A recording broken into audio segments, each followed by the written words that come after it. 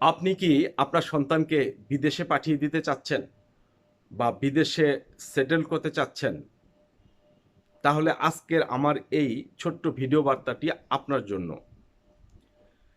আপনার সন্তান যদি বিদেশে পিএইচডি করতে যায় এবং আপনি সিওর হন যে পিএইচডি করা শেষে সে দেশে ফিরে আসবে, দেশে কাজকর্ম করবে। আপনার সন্তান যদি ব্যারিস্টার হওয়ার জন্য বিদেশে যায় এবং আপনি যদি সিওর হন যে ব্যারিস্টারি পাস করার পর সে দেশে এসে প্র্যাকটিস করবে, দেশের জন্য কাজ করবে, তাহলে তাদেরকে অবশ্যই বিদেশে পাঠাতে পারেন। আপনার যদি অর্থনৈতিক সমস্যা থাকে, আপনার সংসারে যদি অভাব অনটন থাকে, আপনার ছেলে যদি ভালো রেজাল্ট করেনি, ভালো চাকরি পাচ্ছে না, আপনার ছেলের বয়স যদি ২০ থেকে ৩০ বছরের মধ্যে হয়, তাহলেও আপনি অবশ্যই ছেলেকে বিদেশে পাঠিয়ে দিন। সম্ভব হলে যে দেশে যাবে সে দেশে কোন কাজের চাহিদা বেশি সেই কাজটি শিখে যেতে বলুন। এক্ষেত্রে আপনার সন্তানকে বিদেশে পাঠানোর ব্যাপারে আমি ১০০% উৎসাহ প্রদান করি এবং সহমত পোষণ করি। কিন্তু আপনার যদি টাকা পয়সার সমস্যা না থাকে, আপনার যদি সংসার চালানোর মতো বা অন্ন, বস্ত্র, বাসস্থান, শিক্ষা, চিকিৎসা করানোর মতো যথেষ্ট টাকা থাকে বা আপনি যদি অনেক ধনী মানুষ হয়ে থাকেন, অবশ্যই সন্তানকে বিদেশে পাঠাবেন না। এই ভুলটি কখনো করবেন না।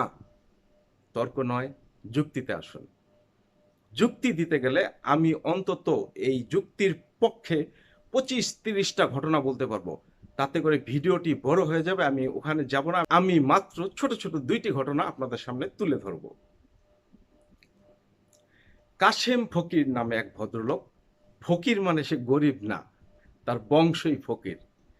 তিনি উচ্চ শিক্ষিত, তিনি অনেক টাকা পয়সার মালিক। তার স্ত্রীরও অনেক সম্পদ আছে। মানে তার অর্থনৈতিক অবস্থা মোটামুটি খুবই ভালো। তার ৩ মেয়ে, ১ ছেলে। ১ মেয়ে মিডল ইস্টে একটি দেশে থাকে পরিবারসহ। ১ মেয়ে সরকারি চাকরি করে বাংলাদেশে। তার একটি মেয়ে অর্থনৈতিকভাবে দুর্বল এবং সে ফিজিক্যালিও অনেক সমস্যায় আছেন। এই ভদ্রলোকের একমাত্র ছেলেটি দেশে একটি ভালো চাকরি করতেন। কিন্তু ছেলেটি বায়না ধরলেন তিনি বিদেশ চলে যাবেন এবং উন্নত একটি রাষ্ট্রে চলে গেলেন। যাওয়ার সময় কিছু সম্পদ কিছু সম্পদ বিক্রি করে ছেলেকে টাকা দিয়ে বিদেশ পাঠায় দিল। এরপর ছেলে বিদেশ থেকে এসে একটি বিয়ে করলেন। বিয়ে করার কিছুদিন পরে ছেলে বায়না ধরলেন মার কাছে যে তাকে একটি ফ্ল্যাট কিনে দিতে হবে ঢাকায় এবং মার কাছ থেকে জোর জবরদস্তি করে বিভিন্নভাবে চাপ প্রয়োগ করে মার জমি বিক্রি করিয়ে একটি ফ্ল্যাট কিনলো ঢাকায়। ফ্ল্যাটটি কোথায় কিনলো? এই ছেলের শ্বশুর যেই বিল্ডিংয়ে ফ্ল্যাট কিনেছেন ওই বিল্ডিংয়ে, একই বিল্ডিংয়ে ছেলে একটি ফ্ল্যাট কিনলেন মার থেকে টাকা নিয়ে। বিয়ের পরে ছেলে তার মাকে বলে, আমার বউর নামে যদি আপনি একটি কটু কথা বলেন, আমার বউর যদি কোনো দোষ ধরেন, আপনার হাত পা ভেঙে গুঁড়া গুঁড়া করে দিব। বিদেশ পাঠিয়েছে। দেখুন কেমন কুলাঙ্গার ছেলে বানিয়েছে বিদেশ পাঠিয়ে। যেই মা পেটে ধরেছে ৯ মাস, ছেলের পিছনে এত শ্রম দিয়েছে, ছেলেকে উচ্চশিক্ষিত বানিয়েছে, ছেলের মর্জি অনুযায়ী বিদেশেও পাঠিয়েছে। আজ সেই ছেলের কাছে শুনতে হয় হাত পা ভেঙে গুঁড়ো করে দিবে মাকে। একমাত্র বউয়ের কারণে। বউর দোষ বলা যাবে না, বউর খালি সুনাম করতে হবে। আপনার ছেলেও এমন কুলাঙ্গার হবে আপনি যদি তাকে বিদেশে পাঠান। তার কিছুদিন পরে এই ছেলের মা মানে ওই কাশেম ফকির সাহেবের স্ত্রী মারা যান।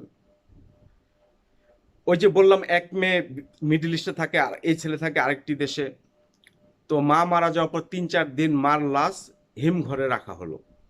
ওই ছেলে মেয়ে দেশে আসবে, তারপরে মাটি দেওয়া হবে। ছেলে মেয়ে দেশে আসলো, মাটি দিল। মাটি দিতে না দিতে, মাটির কাজ শেষ হতে না হতে মায়ের ড্রয়ারে, মায়ের আলমারিতে টাকা পয়সা যা ছিল, গহনাগাটি বা স্বর্ণ যা ছিল, ওই ছেলে এবং ছেলের বউ সব হাতিয়ে নিয়ে গেল। তার একদিন পরে আবার বিদেশ চলে গেল। মা মারা যাওয়ার পর ওই ছেলের বউর বিরাট টেনশন। মায়ের সম্পত্তি তো এখন বোনেরাও ভাগ পাবে সরকারি আইনে বা ইসলামিক আইনে। এখন বাবার বয়স তো আরো বেশি, বাবাও তো যে কোনো সময় মারা যাবে। বাবা মারা গেলে বাবার সম্পদও তো বোনেরা ভাগ পাবে। সেই ছেলে কয়েকদিন পর আবার দেশে চলে আসলো। দেশে এসে তিনি বাবার সম্পত্তি সব বিক্রি করে দিবেন ঘোষণা দিলেন, এবং বোনদেরকে কোনো সম্পদের ভাগ দিবেন না ঘোষণা দিলেন। বোনরা যদি এই সম্পদ বিক্রির ব্যাপারে বাধা দিতে আসে, বোনদের গরু যেভাবে জবাই করে কোরবানি দেয়, বোনদেরকে ওভাবে জবাই করে কোরবানি দিবেন বলে একমাত্র এই বিদেশে পাঠানো কুলাঙ্গর ভাই ঘোষণা দেন। ছেলের ভয়ে হোক কিংবা ব্রেন ওয়াশের কারণে হোক কিংবা অন্য কোনো কারণে হোক, এখন বাবাও বলতেছেন যে 3 মেয়েকে কোনো সম্পদ তিনি দিবেন না। এমনকি যেই মেয়েটি গরিব এবং ফিজিক্যালি অসুস্থ, সেই মেয়েটিকেও কোনো সম্পদ দিবেন না। তারপর একদিন বাবাকে এক হোটেলে নিয়ে যায় সম্পদ লিখে নেওয়ার জন্য।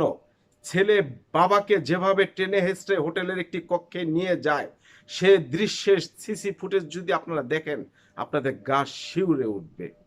এই ছেলে ওই হোটেলের কক্ষে নিয়ে বাপেকে মানে বিভিন্ন চাপ প্রয়োগ করে, বিভিন্নভাবে প্রেসার দিয়ে বাবার সকল সম্পত্তি হেবা করে লিখে নিয়েছেন, এবং সম্পদ বিক্রির জন্য বিভিন্ন দালাল কাস্টমার খোঁজাখুঁজি শুরু করেছেন। চিন্তা করছেন বাবা ছেলেকে বিদেশ পাঠিয়ে কি অমানুষ বানিয়েছে?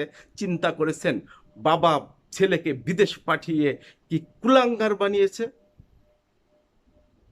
আরেকটি ছোট্ট ঘটনা বলবো। আমার খুব কাছের এক ভদ্রলোক আমাকে অত্যন্ত ভালোবাসেন। উনি অনেক ভালো মানুষ। উনি আমার জানা মতে, আমার দেখা মতে কখনো তাকে কোনো খারাপ কাজ বা খারাপ ব্যবহার করতে দেখি নাই। তার এক ছেলে, এক মেয়ে। মেয়ে থাকে আমেরিকাতে, ছেলে থাকে অস্ট্রেলিয়ায়। তিনি বাংলাদেশে বিজনেস করেন এবং বড় বিজনেসম্যান। শুধু বিজনেস না, তিনি অনেক টাকার মালিক। আমার ধারণা মতে 100 কোটি টাকার উপরে হবে। কারণ তিনি কেবল মানে বিভিন্ন তার প্রতিষ্ঠান থেকে ভাড়াই পান 30 লক্ষ টাকার উপরে। মাঝে মাঝে সে তার আমেরিকা প্রবাসী মেয়েকে টাকা পাঠান, ছেলেকে টাকা পাঠান। এর মধ্যে ঘটনা যেটি ঘটলো সেটি হলো, হঠাৎ করে তার ওয়াইফ মারা গেল। ওয়াইফ মারা যাওয়ার পরে ছেলে আসতে পারলো না মাটি দিতে, মেয়ে আসতে পারলো না মাটি দিতে। যেই পিতামাতা সন্তানকে এত কষ্ট করে লালন পালন করে উচ্চশিক্ষিত বানিয়ে সন্তানের জন্য এত এত ধন সম্পদ তৈরি করে সন্তানের আজীবন সুখের চিন্তা করে সন্তানকে বড় করলেন, সন্তানকে তাদের চাহিদা মতো বিদেশ পাঠালেন, সেই মা মরার সময় সন্তানের হাতের এক মুঠো মাটি পেলেন না। এর চেয়ে দুঃখজনক ঘটনা, এর চেয়ে ট্র্যাজেডি ঘটনা, এর চেয়ে মানে কলঙ্কময় ঘটনা পৃথিবীতে কি আর হতে পারে? তাহলে আরেকটি বার ভেবে দেখুন, সন্তানকে কি বিদেশ পাঠাবেন, বিদেশে সেটেল করে দিবেন, নাকি দেশে রাখবেন?